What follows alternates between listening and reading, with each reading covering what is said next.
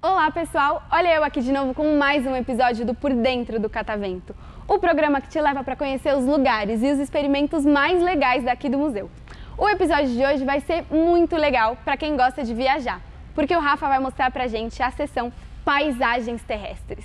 Hashtag partiu, é com você, Rafa. Então, pessoal, se você tem aí na sua casa, na sua família, se você tem esse sonho de viajar, de conhecer o mundo, conhecer outras formações, a gente vai mostrar várias delas aqui para vocês, o porquê elas são legais de conhecer, o porquê você deve tentar um dia ver esses ambientes diferentes, esses lugares que tem animais diferentes, vegetações diferentes. Eu sou o Rafael, educador aqui do Museu Catavento, e hoje eu vou mostrar para vocês uma maquete que a gente tem aqui no Catavento, que mostra um pouco dos biomas que a gente tem no mundo, certo? Biomas e algumas formações mais específicas que a gente tem no nosso planeta, e a gente mostra aqui de uma forma bem didática, a gente mostra através de uma maquete. Pessoal, então é o seguinte, aqui no Museu Catavento a gente mostra de que forma. Começa essa maquete mostrando os polos, então a gente começa do polo e a gente vai caminhando ao redor do planeta, vendo essas formações que vão surgindo até chegar no fim, lá até o Equador, então a linha do Equador, o meio do planeta, certo? E cada um desses ambientes a gente foi legendando, então a gente coloca uma legenda, uma bolinha com um número, e essa bolinha vai mostrar para você qual formação é aquela, e no painel uma breve explicação de cada uma dessas formações.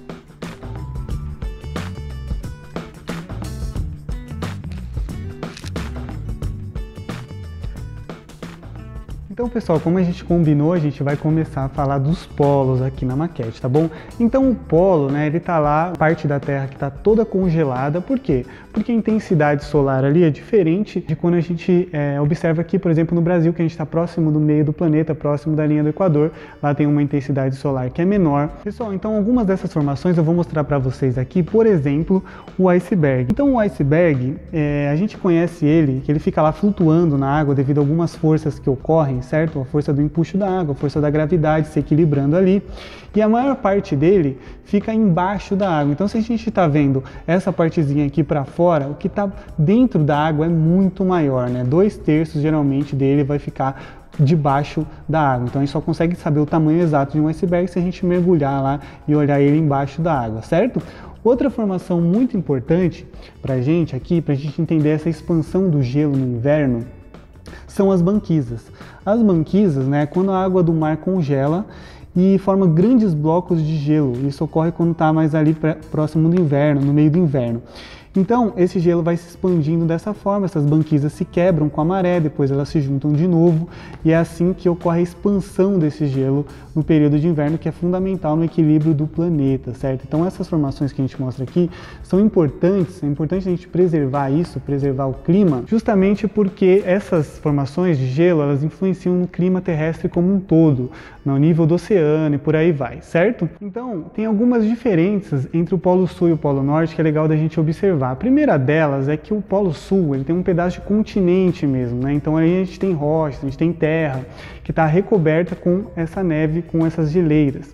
E no Polo Norte esse gelo avança da forma como eu falei, então ele avança no inverno e ele retrai no verão.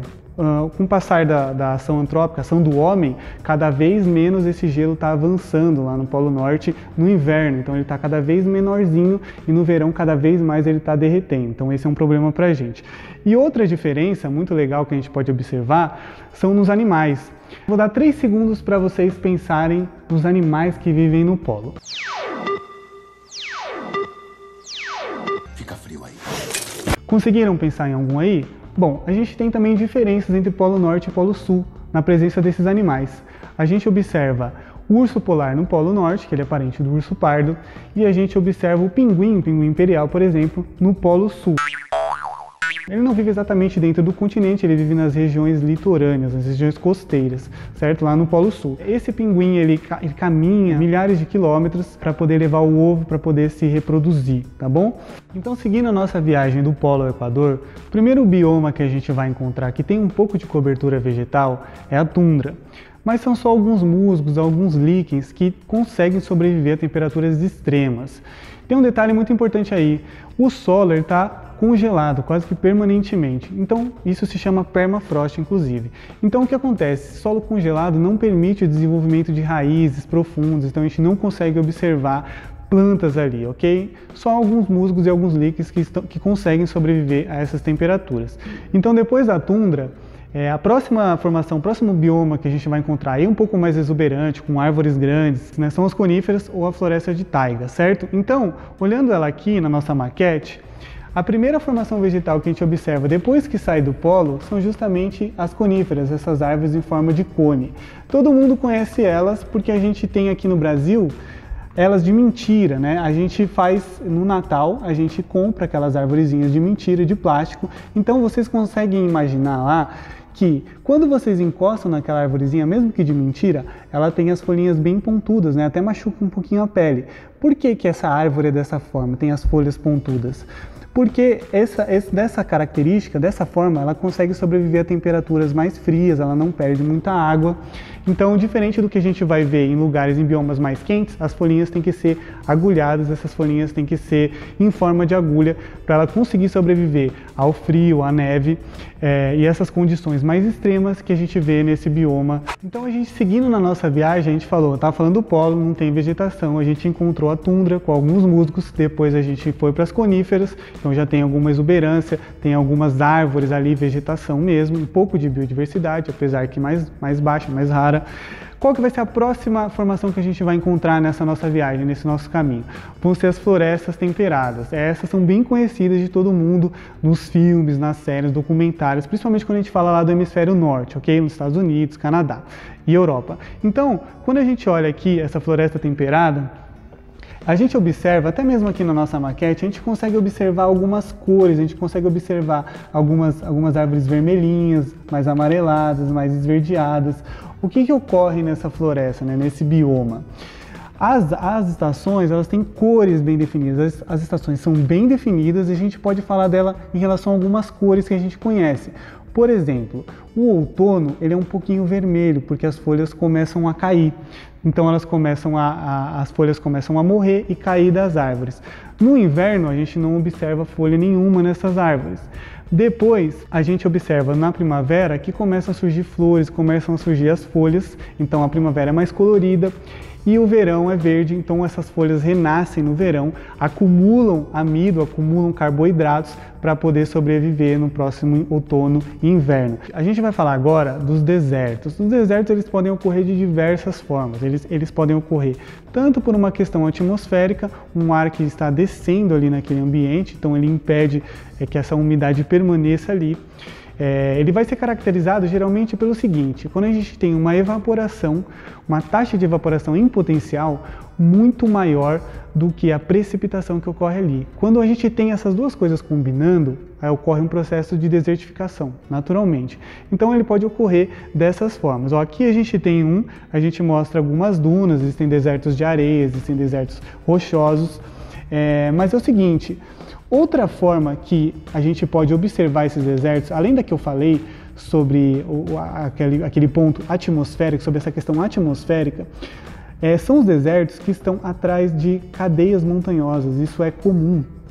Por quê? A montanha tendo lá uma altitude, a montanha sendo muito alta, quando essa umidade vem principalmente do oceano, quando essa massa úmida começa a subir, ela vai precipitando ao longo da montanha. Então, o outro lado é como se fosse uma sombra.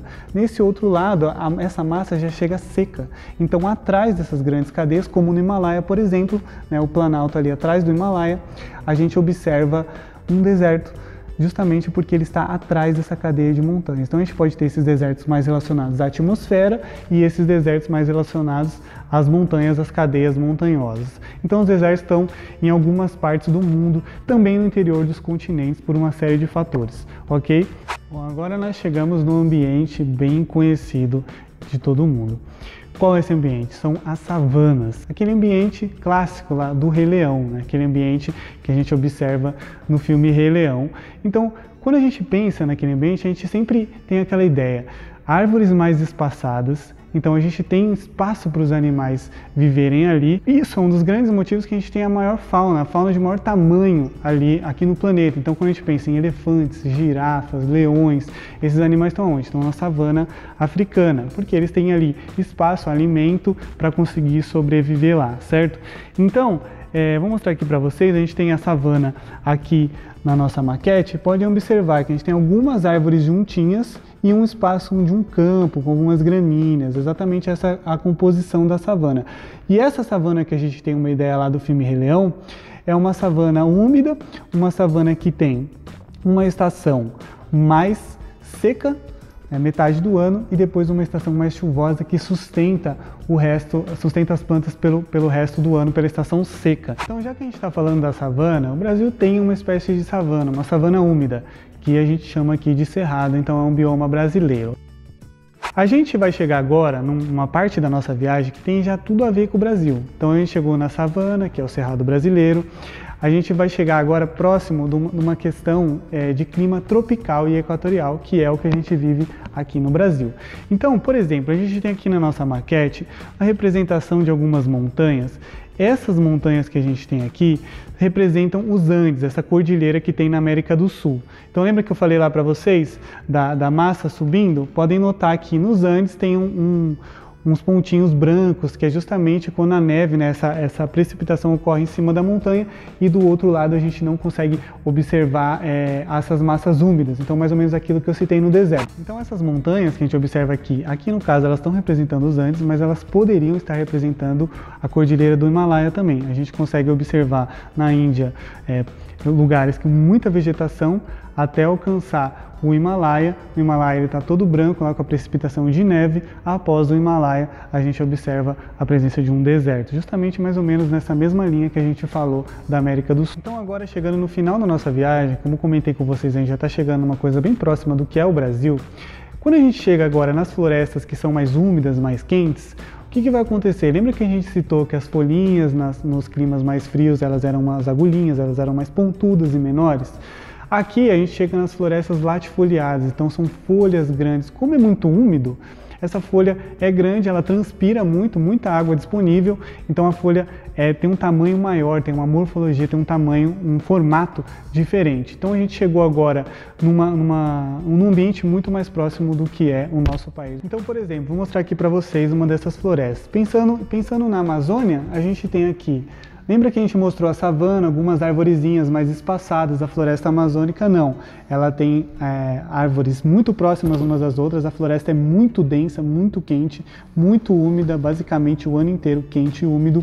Então a gente chegou agora num ambiente próximo do que é o nosso país, do que a gente observa aqui no nosso país, com por exemplo, o exemplo que a gente usou da floresta amazônica. Como eu citei para vocês que a gente chegou num ambiente agora, na nossa viagem, muito próximo ao Brasil, é legal a gente fazer um vídeo para mostrar só os biomas que tem no Brasil, porque a gente consegue falar de coisas bem mais específicas, de coisas mais próximas da nossa realidade. Então a gente vai encerrar esse vídeo por aqui, o vídeo dos biomas do mundo e suas formações, e eu espero vocês no próximo episódio sobre os biomas do Brasil, onde a gente vai falar um pouquinho do nosso país, como preservar essa biodiversidade que a gente tem aqui no nosso país. Espero vocês então no próximo vídeo. Tchau, pessoal! Deu até uma vontade de viajar mesmo.